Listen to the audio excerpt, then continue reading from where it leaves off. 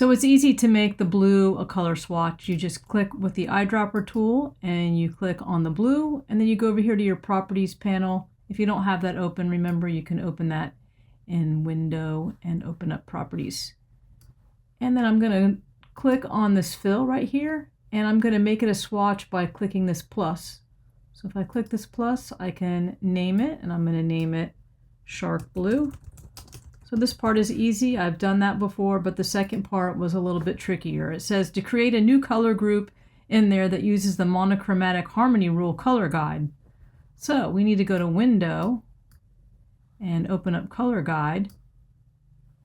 And then we need to find the monochromatic harmony rule.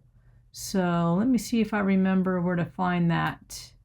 There you go. You click this little caret thing to open up the window here, and it opens up a library, and then you find the monochromatic color guide right there. So those are those colors, and then I want you to fill the circles below with a few of those colors. So you can click on this and just fill it with some of these colors. So you select it with the selection tool and double click on the swatch. Click on another circle and just double click on the swatch, and there we go.